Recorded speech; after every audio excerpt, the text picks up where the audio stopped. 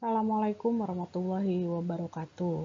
Kita bertemu lagi di mata kuliah promosi kesehatan, di mana hari ini kita akan membahas mengenai klien sebagai peserta didik dan kebutuhan terkait pendidikan kesehatan. Jadi tujuan pembelajaran pada sesi kali ini adalah kita bisa mengetahui aspek klien sebagai peserta didik serta bagaimana cara mengetahui kebutuhan pendidikan kesehatan.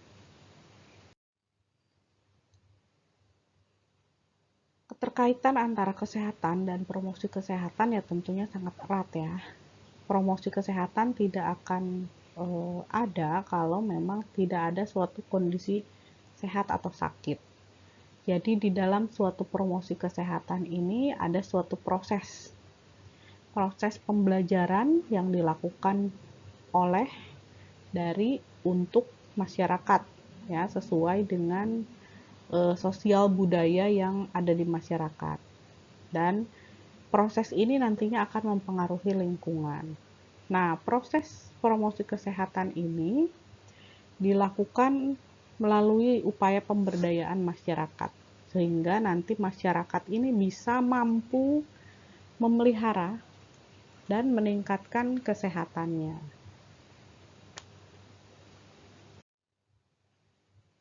Nur Salam dan Effendi tahun 2008 menjelaskan bahwa tujuan diberikannya edukasi kepada klien adalah untuk memenuhi kebutuhan dasar klien secara komprehensif melalui upaya integrasi dari berbagai konsep, teori, dan teknik.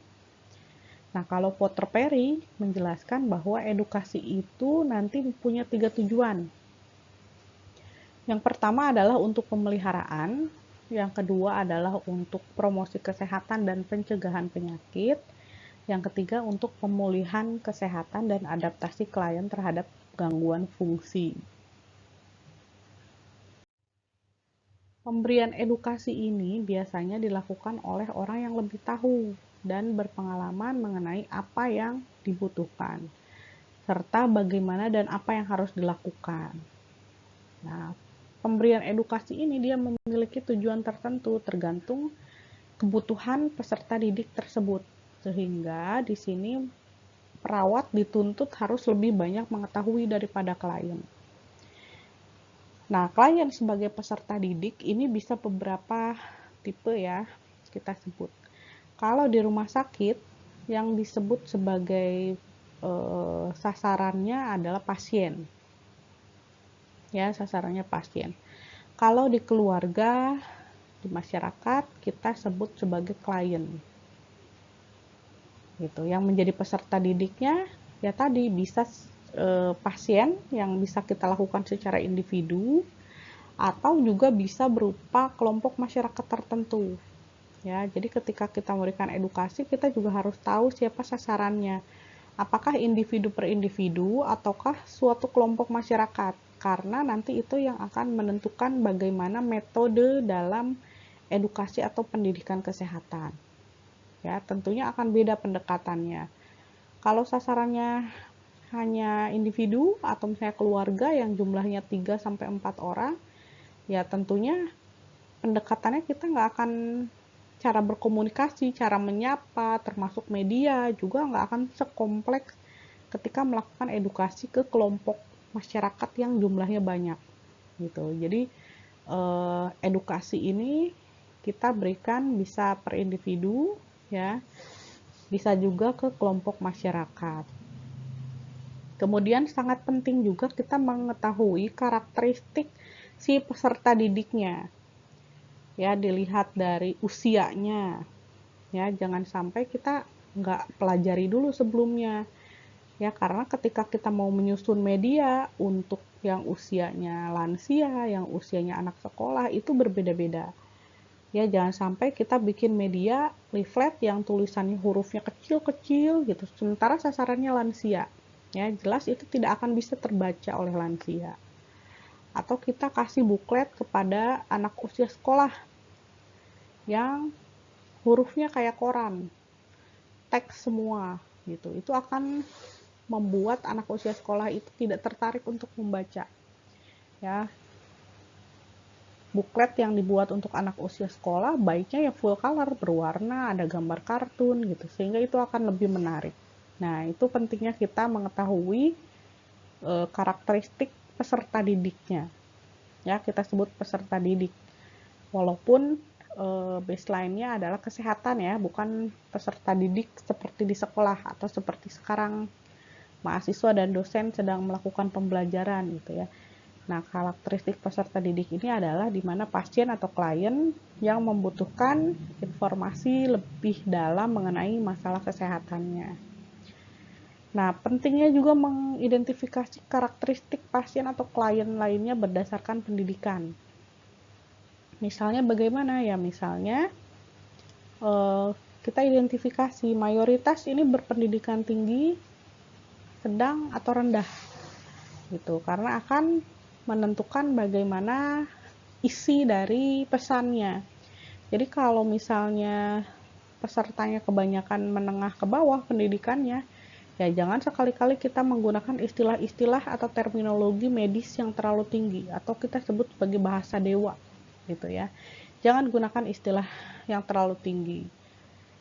Pun sebaliknya, kalau misalnya kita tahu bahwa sasarannya adalah kelompok yang berpendidikan tinggi, nah maka kita harus siapkan materi sebanyak-banyaknya karena biasanya lebih kritis ya, nanyanya bisa detail, dan ketika kita tidak mampu menjelaskan kepada sasaran ya, ke pasien atau klien, ya dianggap kita tidak profesional ya, sehingga memang perawat itu harus rajin membaca evidence base, membaca hasil penelitian terkini ya, membaca literatur mengenai kesehatan, sehingga ketika nanti ditanya oleh si pasien, audiens, itu kita dengan pede bisa menjawab ya, jadi akan terlihat lebih profesional. Nah, pendidikan kesehatan ini adalah bentuk tindakan mandiri keperawatan. Ingat ya, ini tindakan mandiri keperawatan. Jadi di SIKI, Standar Intervensi Keperawatan Indonesia, ini termasuk ke dalam tindakan mandiri. Tujuannya apa? Tujuannya untuk membantu klien, baik individu, kelompok, maupun masyarakat dalam mengatasi masalah kesehatannya melalui pembelajaran, di mana di dalamnya perawatnya ini sebagai perawat pendidik. Jadi ada peran perawat itu sebagai educator. Ya, perawat memberikan edukasi kesehatan. Nah, tujuan pendidikan kesehatan ini adalah untuk membantu si individu, keluarga, kelompok, atau masyarakat tadi untuk mencapai tingkat kesehatan yang optimal.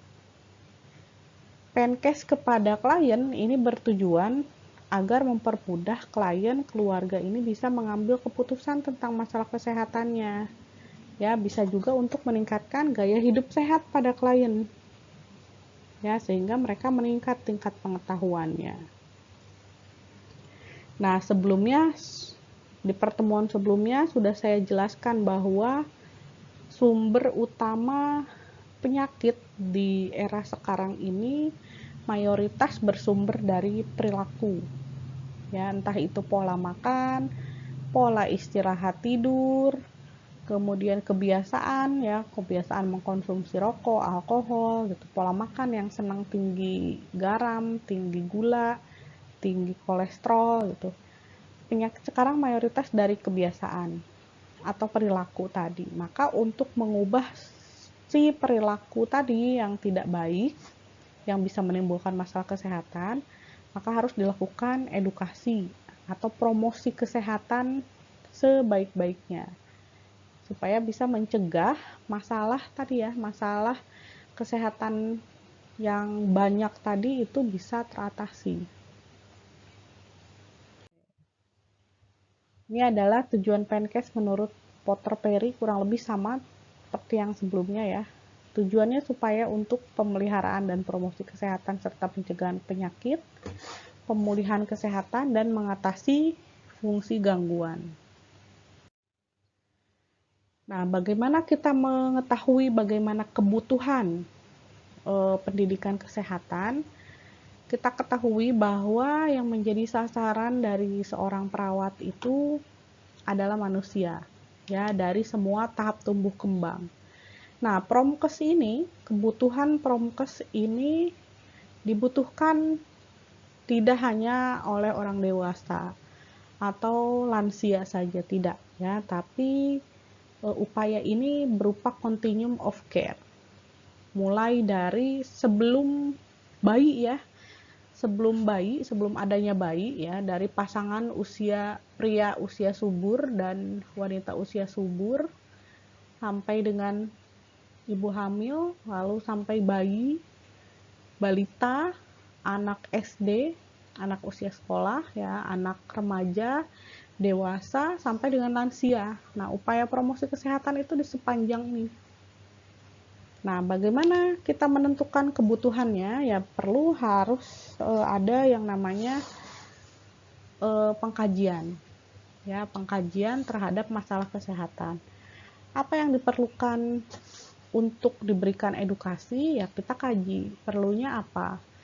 Apakah perlu konseling, pelayanan KB atau PKRT gitu ya? Atau misalnya untuk ibu hamil perlu edukasi mengenai Fe dan asam folat, pentingnya untuk apa gitu ya, PMT ibu hamil dan lain sebagainya. Jadi memang promkes ini skupnya banyak. Jadi kebutuhan peserta didik ditentukan dari apa yang memang menjadi kebutuhan dari kliennya yang kita dapatkan melalui hasil pengkajian ya.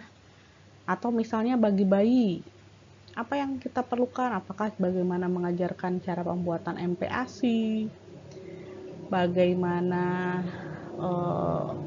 imunisasi yang harus diberikan, apa saja, kapan diberikan gitu ya.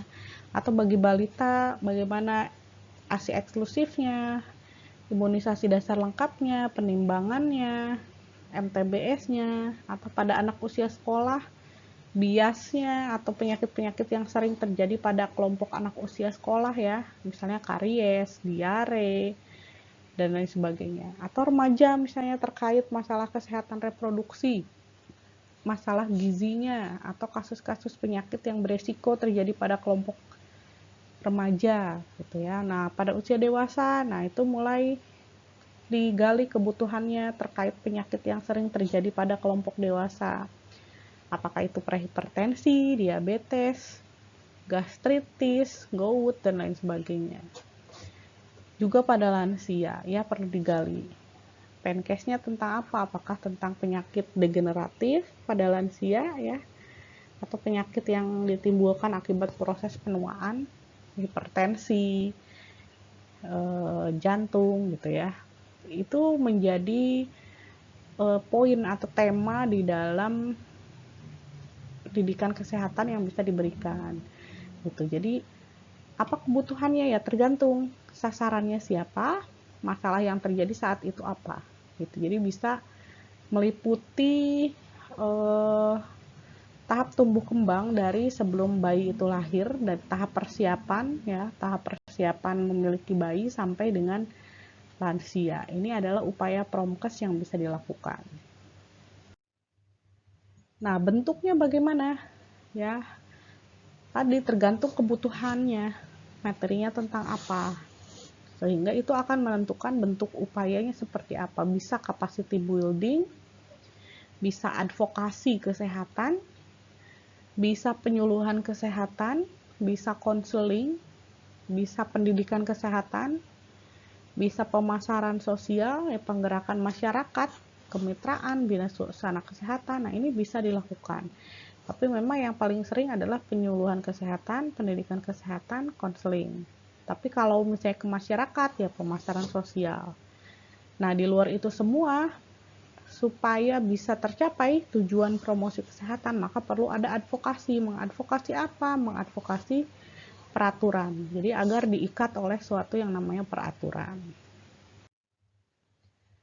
Nah, bentuk dan proses promkesnya seperti apa? Ya, bisa penkes tadi. Pendidikan kesehatan itu tujuannya untuk perubahan perilaku. Bisa juga penyuluhan kesehatan ya, untuk menyampaikan informasi. Bisa pemasaran sosial untuk mengenalkan bahwa hari ini ada masalah kesehatan baru, misalnya gitu ya.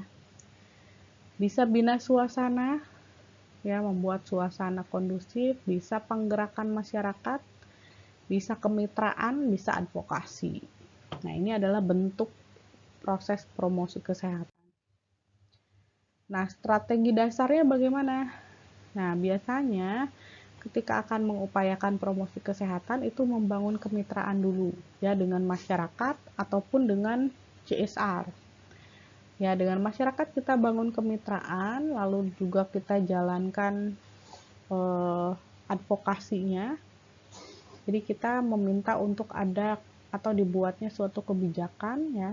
Lalu kita bina suasana, lalu kita menyusun gerakan pemberdayaan tadi melalui edukasi, Penkes, dan lain sebagainya.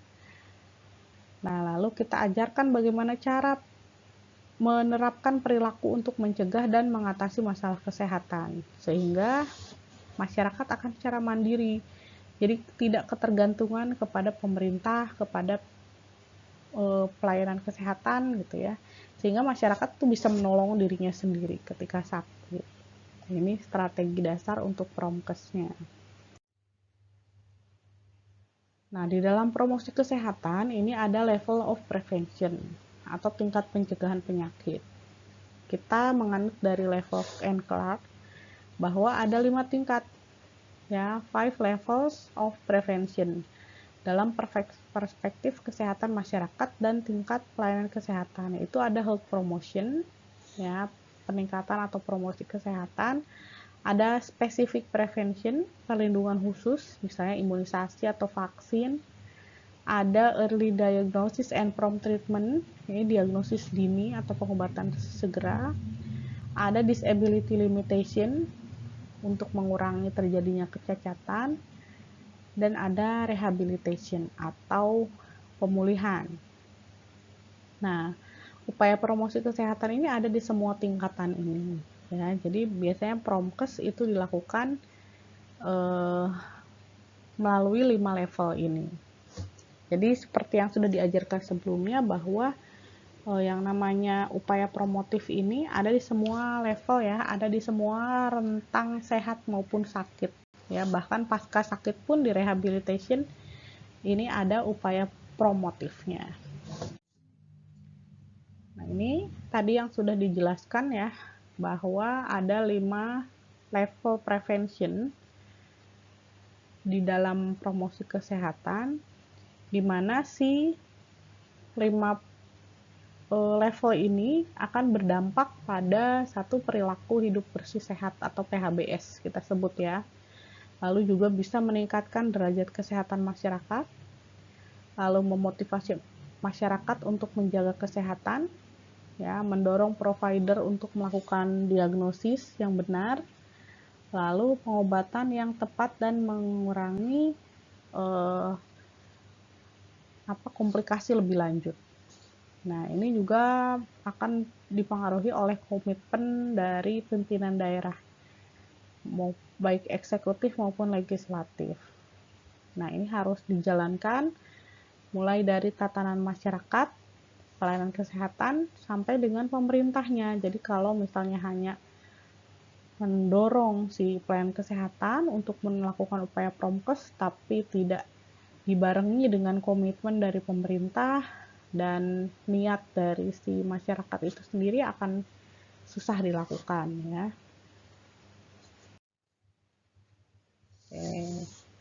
Jadi menurut Nur Salam dan Effendi, si Penkes ini merupakan proses belajar yang memang harus dialami oleh individu, keluarga, dan kelompok yang menjadi sasaran dengan tujuan akhir adalah perubahan perilaku. Jadi harapannya bisa terjadi yang namanya perubahan perilaku. Nah, di dalam mengetahui keberhasilan peserta didik ini diberikan Penkes, maka harus dilakukan yang namanya evaluasi belajar. Evaluasi ini bisa berupa evaluasi terhadap individu, ya, tergantung sasaran Penkesnya, apakah individu, apakah kelompok, apakah keluarga, atau komunitas. Kalau individu, maka nanti dievaluasi bagaimana self-efikasinya, bagaimana kebutuhan mengetahui informasinya sudah terpenuhi atau belum, gitu, ya. Lalu manajemen dirinya. Lalu ke komunitas, kelompok atau keluarga pun sama, harus dievaluasi tingkat keberhasilannya. Apakah komunitas atau kelompok ini sudah mengalami perubahan sikap atau perilaku gitu ya, apakah ada peningkatan derajat kesehatan dan lain sebagainya. Ini harus dievaluasi. Ya, evaluasi ini juga bermanfaat agar kita mengetahui intervensi yang sudah kita sampaikan atau sudah kita lakukan ini sudah berhasil atau belum.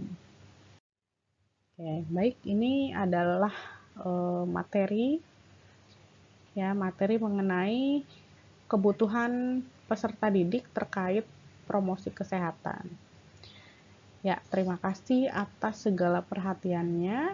Ya, selamat belajar. Silahkan membaca dari referensi lain yang lebih kompleks, yang lebih banyak ya, sehingga nanti kalian bisa lebih kaya informasi yang didapatkannya ya. Selamat siang. Assalamualaikum warahmatullahi wabarakatuh.